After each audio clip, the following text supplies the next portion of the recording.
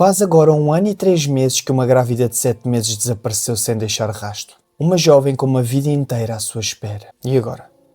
Ninguém sabe onde é que ela está. Ninguém sabe o que é que lhe aconteceu. E a pergunta para a qual toda a gente quer ter resposta: onde é que está Mónica Silva? Sejam bem-vindas e bem-vindos a mais um vídeo do O Vasco. E hoje nós vamos falar de mais um crime que aconteceu em Portugal. E este aconteceu há muito pouco tempo.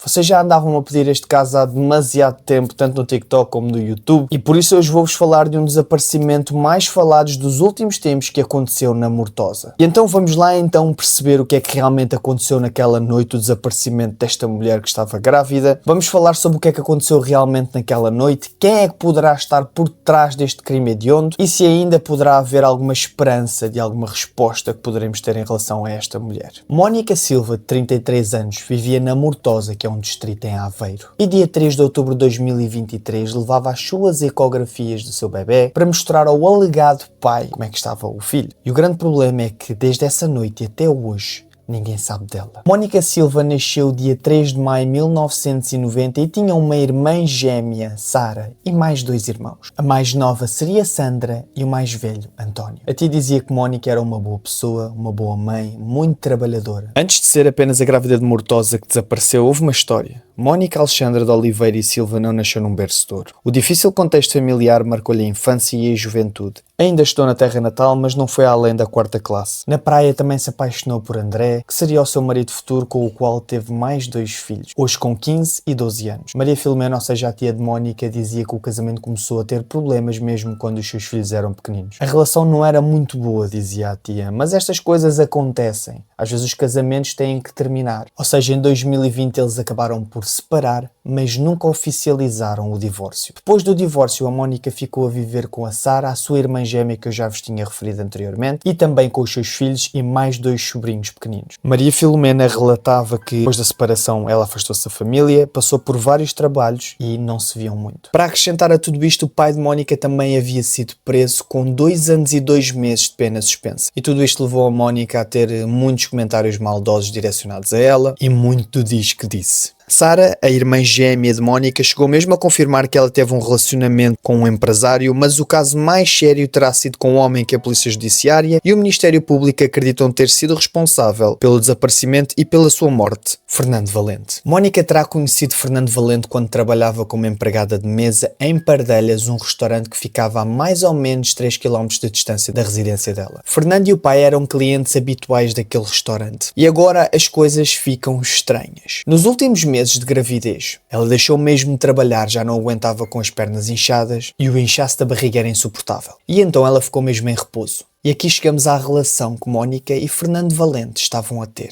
às escondidas. Fernando e Mónica comunicavam entre si via Messenger do Facebook. No princípio de novembro de 2022, o casal trocou os números e começaram a falar-se desde então. Em declarações, a irmã Sara dizia que a relação parecia correr bem. Eles iam muitas vezes para o apartamento em Torreira, que seria de Fernando Valente. De acordo com a gêmea, Fernando chegou mesmo a prometer a Mónica que iriam viajar para o Dubai. Agora, algo muito estranho que acontecia, porque Fernando Valente parecia que queria esconder Mónica Silva de toda a gente. Ele parecia que não queria que a vissem com ele na realidade. Também nunca tinha divulgado a terceiros que estava com Mónica. Os encontros não aconteciam menos do que uma vez por mês e eram sempre a horas tardias. Era sempre em sítios com pouca gente. Parque de estacionamento, matas isoladas, e logo aí já é algo um pouco estranho. E dá um pouco que pensar, não é? O que é que realmente Fernando Valente pretendia com esta relação. E é aqui provavelmente tu começas a pensar: ok Vasco, mas tu saltaste uma parte, mas como é que ela engravidou? Era realmente de Fernando? Era de quem o bebê? E de acordo com as informações que temos, não é? A Mónica comunicou a Fernando que este era o pai da criança no dia 29 de setembro. Depois dessa confissão por parte da Mónica, Fernando pediu que guardasse segredo e não contasse a ninguém.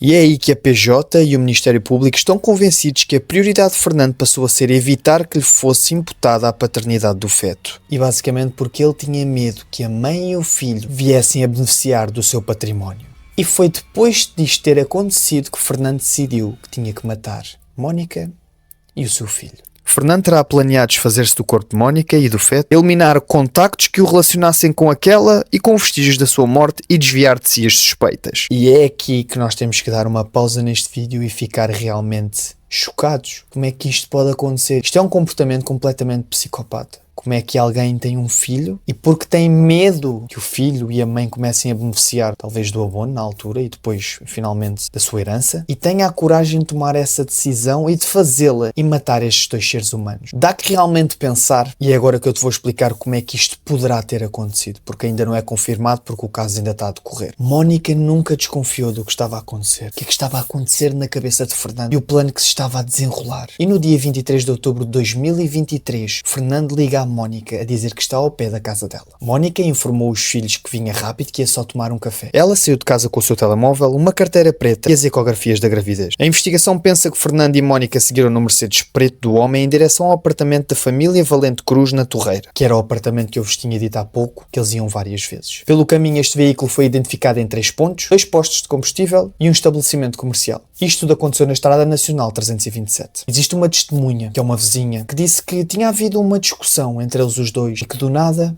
silêncio.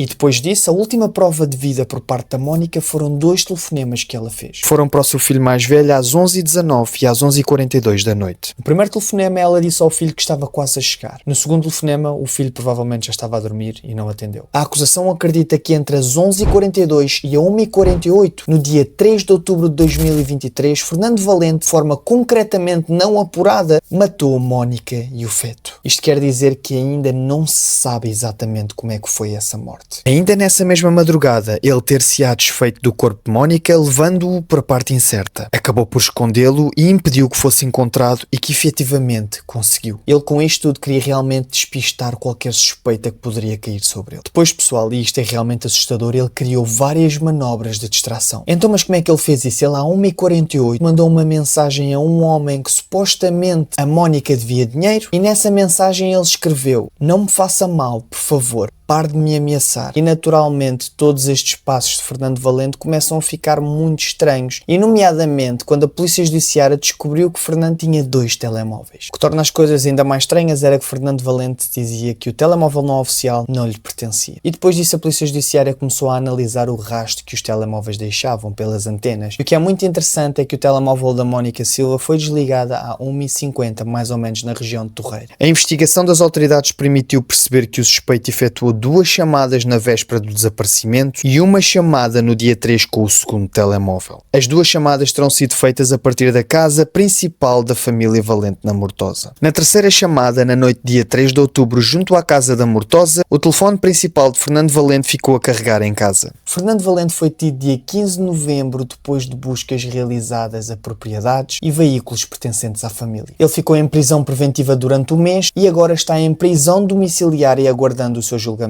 Este homem é acusado de homicídio qualificado, aborto e profanação de cadáver. E agora, obviamente, para finalizar, porque este caso ainda está a decorrer, ainda pode acontecer muita coisa, por isso mesmo eu quero falar dos indícios e até a testemunha-chave neste caso, que podem mesmo resultar na acusação de Fernando. Porque neste caso há aqui um grande problema, e este problema aconteceu tanto no caso de Joana Cipriano e no caso de João Paulo Rodrigues. Eu já falei do João Paulo Rodrigues no meu TikTok e a Joana Cipriano falei mesmo há pouco tempo, por isso se quiserem ver o vídeo está aqui no YouTube. E esse grande problema era de que não havia corpo.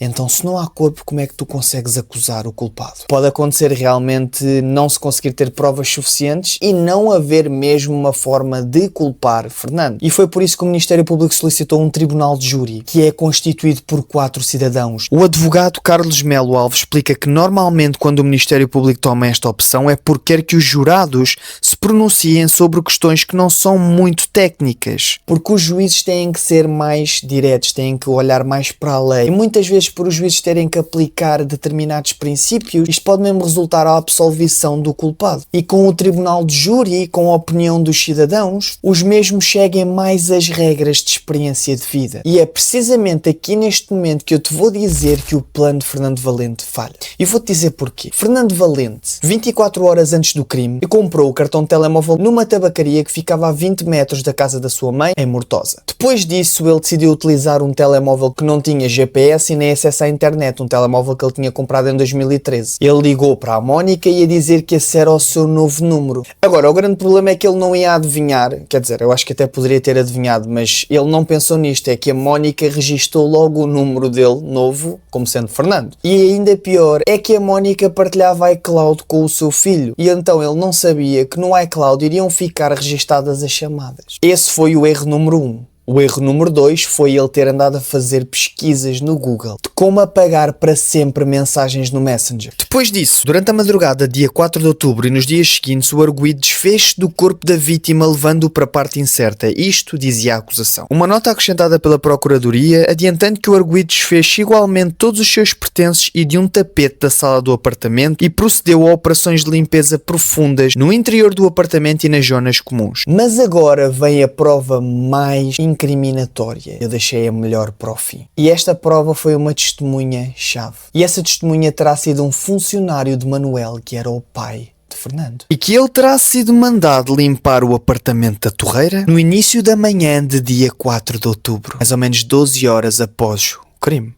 A testemunha fez a limpeza do apartamento na Travessa Manuel Borras, usando uma coisa que eu não vos vou dizer, não é? Para não vos dar ideias, mas que permitiu limpar todos os vestígios. A testemunha contou que ainda teve que lavar todas as divisões, incluindo todas as zonas comuns do prédio, entre o primeiro andar e o resto do chão. Mais ainda o parque de estacionamento utilizado pela família. Algo que nunca havia acontecido. Esta testemunha ainda referiu umas roupas que ele tinha encontrado em cima da cama. A testemunha terá identificado na ocasião uma camisola cor-de-rosa, uma t-shirt ou uma camisola de malha, umas calças ou uma saia. Eram roupas claras de uma mulher. E a questão é que Manuel, o pai de Fernando, deu ordens para não lhe tocar.